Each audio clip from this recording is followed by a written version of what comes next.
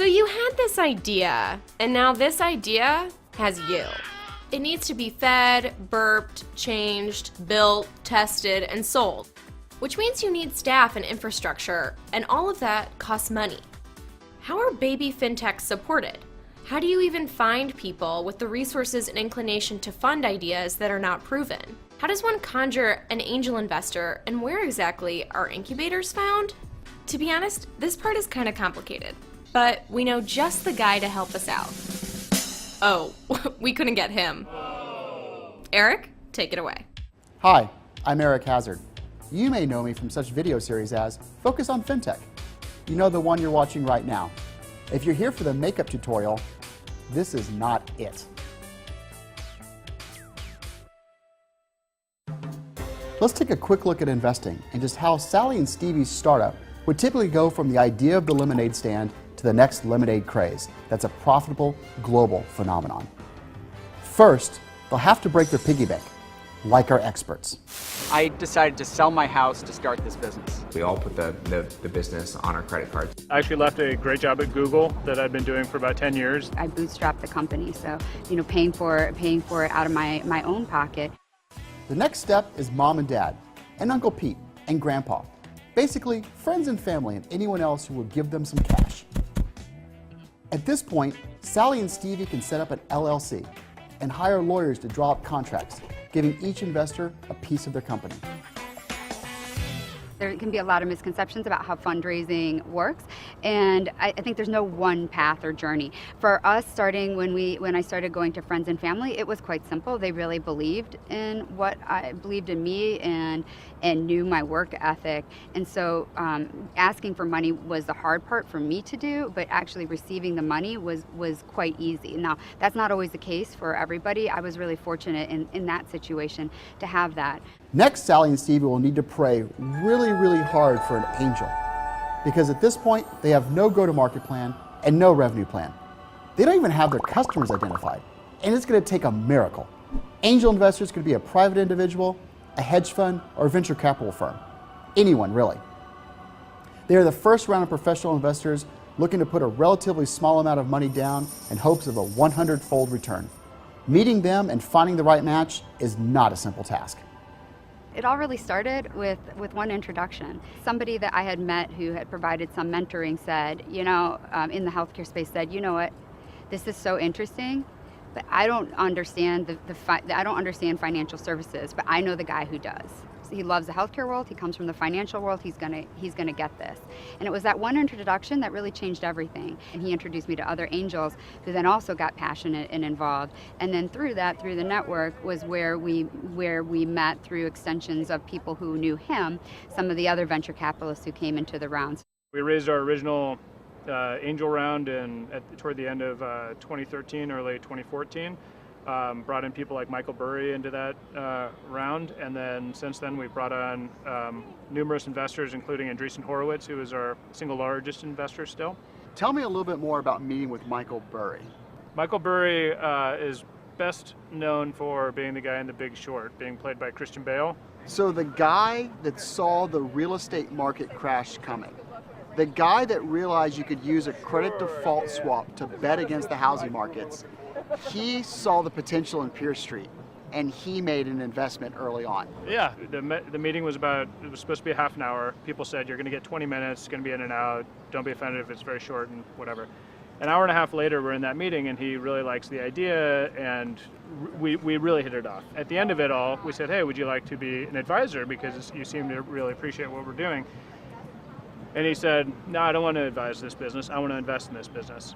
And at that point, not only were we glad to have him on board, but then that gave me a lot of comfort in leaving this very comfortable job that I'd built at Google to go start that whole entrepreneurial all over at the bottom of the journey all over at the bottom of the totem pole. Interestingly, my first company that I started back in the mid-late 90s, we raised much of our money initially from angels, and we had about 50 different angel investors that invested with us. And we had one angel investor, his name was Phil Buchanan, and we met with Phil, and I was in my 20s, and he said, hey, we're going to invest in you. And they were going to put in, their angel group was going to put in $200,000 or $300,000. And we said, Phil, is there any way we could have an advance right now? And he said, well, yeah, when you say right now, when do you need it? And we said, right now, Today. like today. Do you have a checkbook on you? And he said, well, how much do you need? And we kind of looked at each other and we're like, $2,500. So he wrote us a check on the spot for $2,500 so we could pay our rent. With this funding, Sally and Stevie can quit school, stop doing chores, hire some other coders for the website, and develop the VR app. Then it's on to the incubator. At this stage, they'll get the revenue plan ironed out, identify customers, and get ready to go to market. Here's where the seeds come in. VC firms invest in companies like the Lemonade Stand because they think the fundamentals are solid, and this could actually work. They invest a couple $100,000 to hire a sales team and move out of the incubator into a decent office.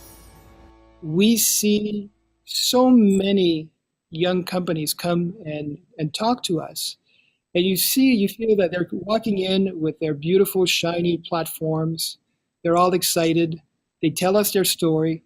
And very often we'll say, hey, this is very nice, but you know what? You're solving last year's problem.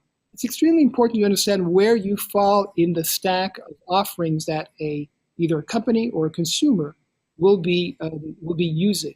And if you don't understand that from the get-go, and you don't understand that those values and those opportunities are shifting as you talk, you might end up with a beautiful technology that you can put on the shelf because your window of opportunity is getting shorter and shorter as we move along. That reminds me of a saying that I've heard in the FinTech community. Artificial intelligence is what you tell the investors. Machine learning is what you tell the developers. Even as an investor, I want to know that technology is creating some defensibility. And entrepreneurs know that. It's about the emotional intelligence and the diversity of the team that's going to lead to success. We don't expect them to have their story. That's why they come to the Barclays Accelerator powered by Techstars, is to hone that message, get their customer discovery done, and then hit the gas. Companies are looking for business development and fundraising opportunities. So it's about putting decision makers in a room to forge those relationships. Now, if I'm doing my job right, the companies have actually already been exposed to the venture community, and the venture community is also tying those dots together. And when they see it culminating on stage, the progress they've made, the traction, and probably most importantly, how they're able to articulate their vision, that's really the culmination. And that's really what's going to lead to the conviction it takes to write a check. You're telling the story of who you are, why it's credible, of what you're going to be doing is credible, and they should believe you. What you're building today and where you are in that process, but also you need to let them see the kind of your business along a trajectory, and not just where it is at any given point in time, but that here was the original idea, here's what kind of progress you've made in building toward that idea, and then what is the big picture opportunity that you can really do with the business, and then how does that impact other people's lives, and why is that actually important, something they should get behind. Each VC is very unique and different, and so really trying to understand what is their thesis, and that's probably where you're going to spend time on. So I had some that were very focused on the technology, and one that was in particular only interested in investing in AI-driven technologies. Others were more focused about what is what part of the business and financial services are we going after, and how are we going to scale that out. So it's really trying to understand quickly what is important to them, and then customizing everything you're doing and focusing around that. I have now 2 companies that I raised venture capital money for, and the first time I did it, I didn't think there was any difference between VCs. It was like, somebody's going to give me money, I'll take that money, whatever it takes, because you just got to, you got to move on, you got to get the money and grow. Then the second company, I brought in Sequoia Capital and Technology Crossovers, big name VCs, and I recognize there is a difference. And so I think the important thing is, if you're going to raise outside equities, make sure you've got the same goals with the VC providers. Not all of them. A lot of them are just looking for a fast turnaround and a fast exit. That may be okay, it may not be. Now let's talk about the funding alphabet. It starts with Series A, Series B, and Series C. And it's easy as 1, 2, 3. In Series A, the goal is optimizing the company, Sally and Steve will get about $1 million from VCs and other investors for more hiring and to purchase the lemons by the truckload. At this point, we're starting to see revenues. Series B is for building. Look at $10 to $50 million for hiring a marketing team, extending the tech team, warehouses for storage, and stands on every corner. Lemonade as a service. This is where the real revenue starts to be generated.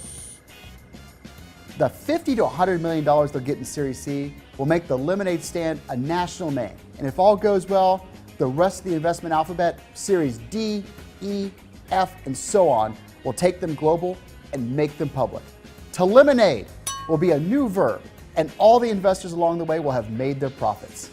Last year we raised our seed round, which was oversubscribed with a mix of high net worth angels as well as venture capitalists. So as you think about the next steps, are you going to be looking at raising another venture capital round, or are you going to be taking revenues from your clients and applying that back into the business? So we deployed the capital directly into the product, into expanding the team. We had been a very lean team up until late last year, and then the capital allowed us to start bringing on some more people so that we were able to really kind of scale what we're doing. When you're a private company and you're VC backed, you're serving professional private investors. And when you're a public company, you're serving the public markets. How is it different being a publicly traded company? Well, it's a private company because you build up a very close rapport with your board. The board understands what's going on month to month. They understand the challenges, the opportunities. They're fully bought in. So they're very supportive of what you do. When you become a public company, it's the ultimate no excuse environment. It's what have you done for us lately, quarter by quarter. And I think the challenge for me or for any other entrepreneur is how do you keep the balance between kind of focusing on the numbers and delivering what the analysts want while continuing to innovate for the future. Someone once told me before they raised money, they were running around like a chicken with their head cut off. After they raised money, running around like a chicken with their head cut off, but they had somebody chasing them. And so begins your business journey, finally graduating with honors and maybe a loan or two. What does it take to continue this success, evolving and adapting to new environments? How do you continue to thrive? And what happens if you fail? Next time on Focus on FinTech.